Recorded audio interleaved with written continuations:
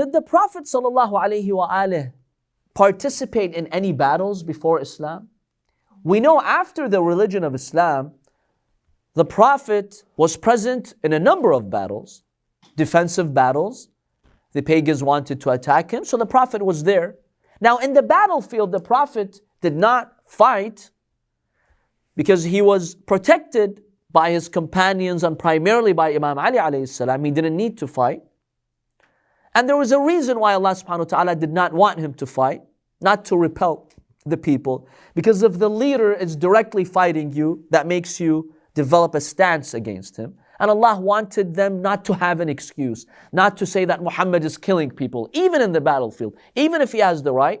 But Allah did not want to give them that excuse. So generally speaking, the Prophet would not fight in the battlefield. He'd be present guiding his army. What about in those early years when he was a teenager? Did he participate in any battle or no? We see that in the times of Jahiliyyah, pre-Islamic Arabia, you have what is called the Fujjaar Battles. The bad battles, right? The evil battles. The not so virtuous battles. What happened is that in pre-Islamic Arabia, the Arab tribes would constantly be fighting with each other. This was part of everyday life. On the pettiest issues, sometimes you would have a horse race between some of the tribes amongst them, and they dispute who won the race. As a result of that dispute, sometimes they would fight with each other for 100 years over a horse race. Petty things like that. Now, there were 4 months in pre-Islamic Arabia that were considered sacred months. The Arabs have decided, look, if we want to fight throughout the whole year, we can't live. We can't develop our economy. When can we trade, buy and sell? There's no peace. So they decided 4 months out of the year, let us stop all fighting and just be friends. Those months were Rajab, Dhul Qa'dah, Dhul Hijjah, and Muharram. Rajab is the 6th month in the Islamic calendar, 6th or 7th? The 7th month in the Islamic calendar. Dhul Qa'dah and Dhul Hijjah are the 11th and 12th months, so like equivalent to November and December. And then we have Muharram, which is the 1st month of the year. No, Ramadan was not considered a sacred month. So in these 4 months, they'd stop all battles, fighting. They'd come to the market, everyone coming with their goods and products, selling them, and everybody just becomes friends and nobody's attacking each other. Yes? You said this is pre-Islamic? Yeah, this was pre-Islamic Arabia. Al-Ashhur al-Hurum, the sacred months. This existed before the religion of Islam. So the Arabs agreed, in these 4 months, let's not fight. So you'd see the markets in Mecca bustling. They're vibrant. There's a lot of economic development. People would come in the market. A lot of the poets would come. They would boast about themselves and their tribes, and every tribe is bragging about their victories, right? But they all agreed, let's not fight in these 4 months. However, it happened that about 4 or 5 times, this agreement that you should not fight in the sacred months was violated. And you had battles in those sacred months as a result of petty skirmishes. We call those battles the Fujjaar Battles. Battles that occurred in those sacred months. They started in the sacred months. Now, many of them outlasted those months, outlived those months. They continued sometimes for a few years. But they occurred in those 4 months. We call them the Fujjaar Battles. Why? Because the Arabs had agreed that you should not fight in these 4 months, but sometimes, one aggressor would kill another one from another tribe and a war is sparked between them. Now the question is, did the Prophet ﷺ participate in any of these battles or no? It has been narrated in historical accounts that he did. When he was a teenager, between the ages of 16 and 20, he participated in the 4th Fujjaar battle. Basically, a skirmish happened between one members of the Hawazin tribe. The Hawazin tribe was a well-known tribe in and around Mecca. A member of the Hawazin tribe was killed by one member of the Kanana tribe. He killed a member of the Hawazin tribe in those sacred 4 months. They were not supposed to, in the market. In the market, for reasons, petty reasons, for jealousy that he was selling his products, has a story to it. In any case, one member of the Kanana tribe, he kills one member of the Hawazin tribe.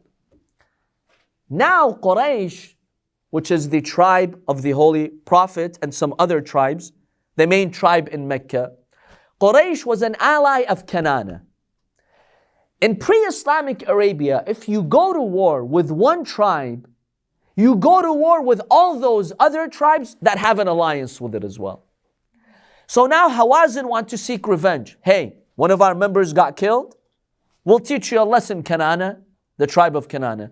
Now Quraysh had an alliance with Kanana. So Hawazin automatically declared war not only on Kanana, let's say they were aggressors, okay, but also on Quraysh, who had nothing to do with it.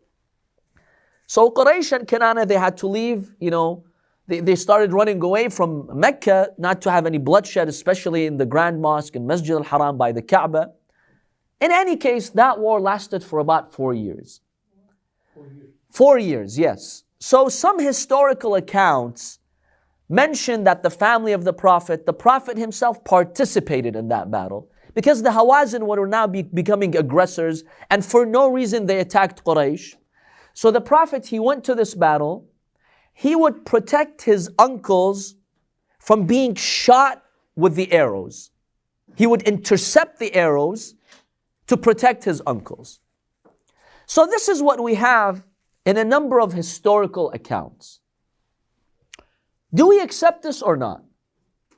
This is the common version that you will hear about the Prophet's biography, that he participated in this Fujjaar battle. Our scholars, a number of them, have an issue with this. They don't believe this to be accurate. They dispute the fact that the Messenger of God participated in any of these battles for a number of reasons. Number one, if you look at the life of the Prophet and his relationship with Abu Talib, his uncle, who was so concerned about him, it's very, very unlikely that Abu Talib, who knew this boy would be a messenger, and he was overprotective, right? It's very unlikely that he would let him come and join a battle to defend his uncles and intercept the arrows, because when you intercept the arrows, you expose yourself to those arrows. Abu Talib would not have let that happen. Abu Talib, he himself would protect the Prophet. He wouldn't ask the Prophet to come and protect him and his other brothers, meaning the uncles of the Prophet. It's very unlikely that Abu Talib would have allowed that. Very unlikely. Have the Prophet, hey, go and defend us, make sure no arrow reaches us. That's very unlikely. Number two, this battle started in the sacred months. It's a Fujjaar battle. It's an unjust battle. So some scholars have an issue. The Prophet, why would he participate in such a battle? In fact, there is actually a hadith that we find narrated by even Sunni scholars like Yaqubi. Yaqubi is a Sunni scholar. He says it has been narrated that Abu Talib, he banned any members of Bani Hashim, meaning his immediate relatives and direct cousins, from participating in any of those battles, including this fourth battle of Fujjar. And he said, this is unjust, this is aggression, and we're severing ties with our distant relatives, because all of these were distant cousins. These tribes, they pretty much came from the same family tree in Mecca. And this is violating the sacred months. We, the Bani Hashim, we will not fight in the sacred months. So he banned anyone from going, and he said, I will not attend this battle, and my immediate relatives should not attend as well. And they did not attend. So we have actually a historical hadith over here that tells us Abu Talib banned Bani Hashim. So how can we say that the Prophet went and he participated? So some scholars dispute the fact that the Prophet participated in any of those battles.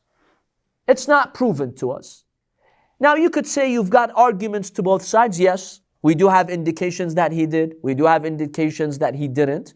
So at the end of the day, there's some contradiction amongst these pieces of evidence. So we cannot firmly state that the Prophet participated in that battle. Assuming he did, then it must have been a just war, definitely, because the Prophet will not join an unjust war. If we say that he did, probably the Hawazin tribe were the aggressors. Now, we don't exactly know, after 15 centuries, we don't exactly know the details of those wars. A lot of details got lost in history.